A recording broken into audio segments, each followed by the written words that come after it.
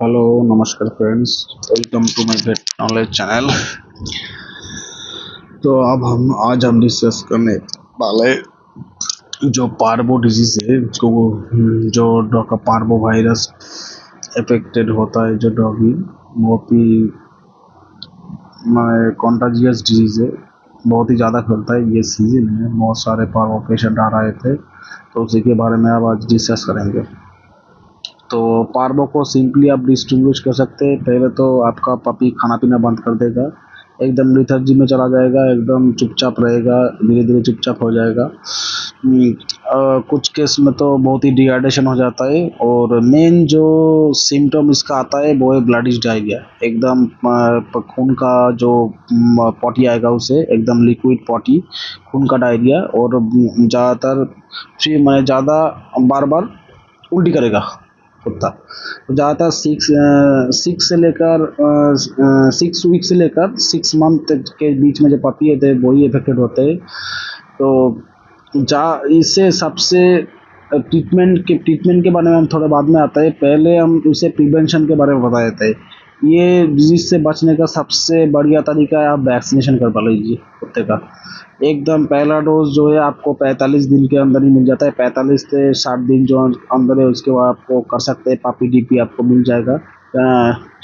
जो है डिस्टेंपर और पार्वो का एंटीजन रहता है उसमें, वो आप यूज़ कर सकते हैं। एकदम छोटा एज में ही आपको पहला वैक्सीनेशन करवाना है। उसके बाद आप शेड्यूल वाइज मैं बाद में बता दूंगा उनको दूसरे वीडियो में, शेड्यूल वाइज आप पूरा वैक्सीन कंप्लीट कीजिए।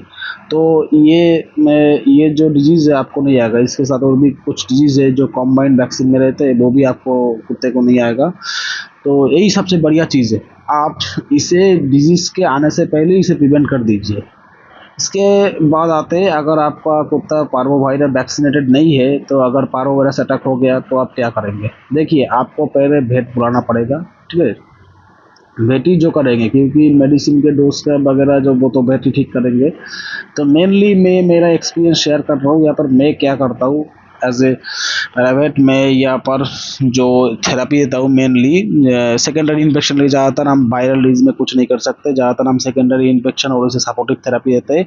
अगर कुछ रिलीफ मिले इसे, तो अगर ये 3-4 दिन बच जाएगा तो धीरे धीरे धीरे ये रिकवर चला जाएगा। पार्वो केस में अगर ट्रीटमेंट ना मिले तो 90% केस में डेथ हो जाता है। अगर ट्रीटमेंट मिल गया तो 90% केस ये सर्वाइव कर जाता है। तो रिकवरी रेट बहुत ही ज़्यादा है अगर ट्रीटमेंट मिले। मेरे हिसाब से मेरे तो बहुत ही कम डेथ केस हुए पार्वो के, बहुत ही इफेक्टिव हुआ है। सब केस ही ज़्यादातर इस सीज़न में ठीक हो गए, ज़्यादा एकदम ही डेथ केस नहीं है इस सीज़न में। पिछले साल 1-2 शायद मरा था पपी जो केस आया था। इस सीज़न में मैंने 100+ केस कर लिया, बट शायद एक या दो कुत्ते डेथ केस हुआ था, वो भी लेट से लाए थे, इसलिए हो गया। बट ज़्यादातर मैक्सिमम रिकवरी हो गए। तो इससे इफेक्टिव केस जो है, जो सबसे इफेक्टिव जो मेडिकेशन है, मैं कॉम्बिनेशन थेरेपी में यूज़ करता हूँ। तो सिम्टम वाइज तो जो पहले एंटीबायोटिक आपको सिलेक्शन करना पड़ेगा। एंटीबायोटिक के हिसाब से सबसे बढ़िया होता है हमारा इस डिजीज़ के लिए हमारे सेफ्ट्रियाजोन यूज़ करते हैं। सेफ्ट्रियाजोन ब्रॉड स्पेक्ट्रम एंटीबायोटिक है, gram positive gram negative, 2 bacteria पे काज करता है। तो मेनली जो हमारा ये सिस्टम इन्वॉल्व है, गैस्ट्रोइंटेस्टिनल सिस्टम में इफेक्ट करता है, इसलिए तो उसके खून का डायरिया वो भी ज़्यादा आता है। तो इसमें 2 कॉम्बिनेशन हम यूज़ करेंगे, सेफ्ट्रियाजोन 30 mg पर केजी के हिसाब से, और मेट्रोनिडाजोल 15 mg पर केजी हिसाब से। आप 24 घंटे में एक बार भी ले सकते हैं, कोई कोई सेफ्ट्रियाजोन 2 बार भी लगाता है, बट मैं ज़्यादातर एक बार में ही छोड़ता हूँ। तो ज़्यादातर विलेज के अंदर बहुत सारे पेशेंट चिकित्सा करा भी नहीं पाते, इसलिए उन्हें एक टाइम वो लाते हैं। बाकी हम फूड थेरेपी उसे कुछ oral food therapy, electrolyte therapy suggest कर देते हैं, और एक टाइम हम उसे सलाइन लगा देता है। तो ज़्यादातर केस रिकवरी होता है, 3 से 5 दिन में आपका रिकवरी हो जाएगा एकदम से, अगर ठीक से बढ़िया से सब कुछ मैनेज हुआ। मेडिसिन के अंदर हमने बोला है जो एंटीबायोटिक और मेट्रोनिडाजोल का कॉम्बिनेशन आपको यूज़ करना पड़ेगा। वॉमिटिंग रोकने के लिए आपको एंटीमिटिक ड्रग ऑन्डासेटोन आप यूज़ कर सकते हैं, और भी यूज़ कर सकते हैं। मेटाक्लोप्रोपाइन आपको यूज़ कर सकते हैं, रेगुलर में भी आता है। तो ऑन्डासेटोन आप 0.2 mg के पर केजी के हिसाब से लगा सकते हैं।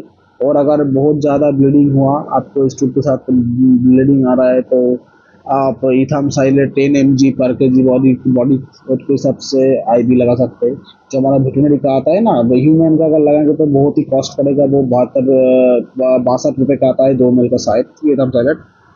उससे बढ़िया आप वेटनरी का जो मेडिसिन है एम ब्लॉक मिलता है डिनेटा फार्मा का, 20 ml का आता है, वो आप खरीद लीजिए। तो उसमें आपको 20 ml का इथामसाइलेट मिल जाएगा।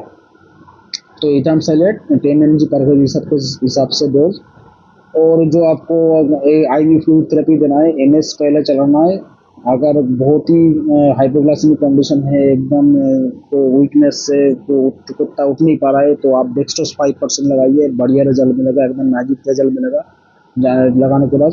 और फ्लूइड लगाइए आप 10 से 20 mg पर के जी के हिसाब से, पर के 10 से 20 ml पर के जी के हिसाब से। तो 5 किलो का कुत्ते का आप 50 से लेकर 100 ml तक आईवी फ्लूइड चढ़ा सकते हैं। और उसके अंदर जो आपको ऐड करना है, जो आपका कॉन्सिप्लेक्स हमारा बी कॉम्प्लेक्स इंजेक्शन है, वो आता है, वो आप 10 kg के लिए 1 ml। इसके मतलब आप 5 kg जो हमारा जो पपी देख रहा है, इसके लिए हमने 0.5 ml हमने उसमें डायलेशन करके दिया है। जो बोतल में जो NS या D5 5% के साथ आपको डायलेशन करके देना पड़ेगा। और बाकी सब जो एंटीबायोटिक है, जो सब एंटीबैक्टीरियल है, वो आप पाइप में पुश कर दीजिए धीरे धीरे। सेफ्टी एक्सोन हमने डायलेशन कर लिया, तो वो भी हमने पाइप में पुश कर दिया। ऑन द सेप्टन वो भी हमने पाइप में दे दिया। और जो मेट्रोनिडाजल है, वो आप जो आईवी फ्लूइड है वो जाने के बाद उसमें भी दे सकते हैं, नहीं तो आप बड़ा सिरिंज में थोड़ा सा खींच लीजिए। अपना को जितना ज़्यादा तो नहीं पड़ेगा, बहुत ही कम देना पड़ेगा, इसे डोजेज रेट कर लीजिए। तो 15 ml हमने ऐसे मेट्रोजिल आईवी चढ़ाया है। तो हमने किया था सिरिंज में, हमने 20 ml का सील दिया था, उसमें 15 ml मैंने खींच लिया था। धीरे धीरे हमने स्टॉपर अप करके हमने पाइप में धीरे धीरे उसे दे दिया। ये कॉम्बिनेशन में आप ट्रीटमेंट 3 दिन चलाइए, दिन में एक बार करके सब दीजिए। तो ज़्यादातर केस में 3 दिन में रिकवरी होता है। तो जो आपका पपी है वो मेनली तीसरे दिन से ही जो खाने पीने का उसका जो इच्छा है वो जाहिर करने लगता है शाम के टाइम से। ज़्यादातर जो होता है मेरे केस में, अगर आज कोई ट्रीटमेंट के लिए लाया तो परसों से उसका धीरे धीरे खाना पीना होता है ज़्यादातर केस में। तो तब भी हम उसे मना करते हैं, अगर 3 दिन तक पपी कोई खिलाई पिलाई नहीं, एकदम खाली पेट रखिए। यही इसका जो मेन चीज़ है, प्रोटोकॉल है, ये फॉलो कीजिए। खाली पेट रखना है आपको पूरा।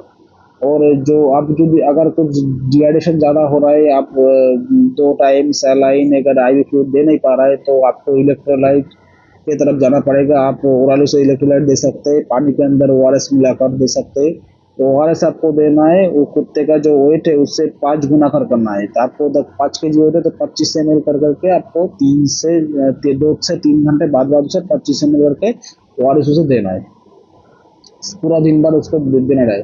बस आप उसे पानी ही पिला सकते हो, कुछ नहीं पिलाइए। अगर आप पेट पूरा खाली रख सके, आईवी फ्लूइड के ऊपर छोड़ सके, तो और भी बढ़िया है। तो ज़्यादातर केस में रिकवरी 3 से 5 दिन में होता है। यही कॉम्बिनेशन थेरेपी मैंने बहुत सारे में यूज किया है, बढ़िया रिजल्ट देता है। बाकी हम सिम्प्टोमाइज कुछ चेंज भी कर सकते हैं, बस यही सबसे इफेक्टिव कारगर ट्रीटमेंट हमारा रहा है आज तक से। हम जितने भी केस में ये यूज़ किए, एकदम बढ़िया रिजल्ट है। डेथ केस एकदम ना के बराबर ही है, बहुत ही कम डेथ केस है। तो थैंक यू फ्रेंड्स, फिर से इस वीडियो को लाइक और सब्सक्राइब कीजिए। पिछले वीडियो, इसके बाद जो वीडियो आएगा वो हम डोजेज रेट के ऊपर लाए, कैसे आप डोजेज कैलकुलेशन कर सकते हैं सब। और ये हमने रिकवरी के बाद का वीडियो भी ऐड कर दिया है। 3 दिन के बाद आप देख सकते हैं कितना अच्छा वो फील कर रहा है, एकदम फुल रिकवरी है, क्या पूरा खाना पीना स्टार्ट कर दिया है।